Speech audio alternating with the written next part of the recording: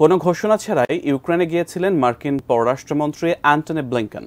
Ukraine যুদ্ধে মার্কিন সমর্থন পুনর্ব্যক্ত করতে গিয়ে কিয়েভের একটি বারে গিটার বাজিয়ে গানও গেয়েছেন তিনি।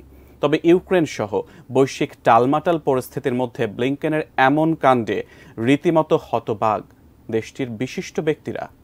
কি বলছেন তারা, জানাচ্ছেন শেখ ফরিদ।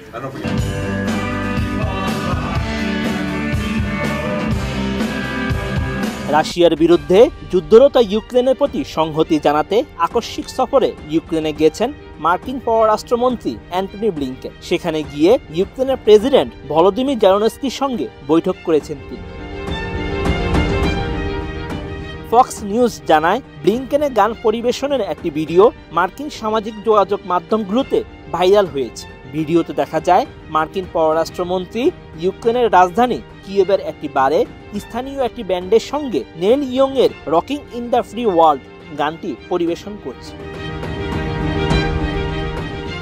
এর আগে বারে উপস্থিত জনতার উদ্দেশ্যে ব্লিংকেন জানান, যুক্তরাষ্ট্র ইউক্রেনের পাশে রয়েছে, প্রায় পুরো বিশ্ব কিয়েভের সঙ্গে রয়েছে। ইউক্রেনীয়রা শুধুমাত্র ইউক্রেনের জন্য লড়ছে না, তারা মুক্ত বিশ্বের জন্য লড়ছে, আর মুক্ত বিশ্ব ইউক্রেনীয়দের সঙ্গে রয়েছে।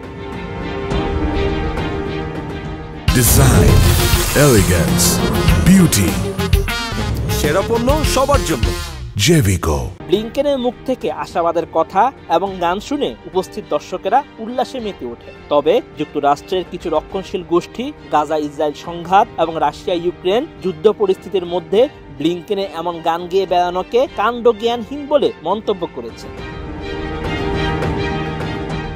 গান পরিবেশনের ভিডিও শেয়ার করে যুক্তরাষ্ট্রের স্টেট ফ্রিডম ককাস নেটওয়ার্কের ক্রেগ প্রাইস এক্সে লিখেছেন, অ্যান্টনি ব্লিংকেন ইউক্রেনে গিয়ে কিয়েভের একটি বারে গিটার বাজালেন, শেষ মুহূর্ত পর্যন্ত আমেরিকান ট্যাক্স ডলার দেওয়ার প্রতিশ্রুতি দিয়ে এলেন।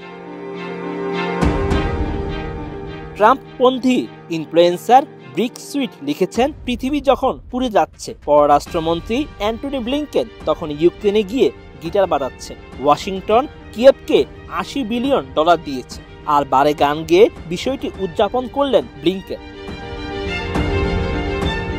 টিভি উপস্থাপক মেগান ম্যাককেইন লিখেছেন, আমি আগেও শতবার বলেছি যে থিয়েটারে ব্যর্থ কিছু শিশু অভিনেতা, সঙ্গীত শিল্পী রাজনীতিতে নেমেছে।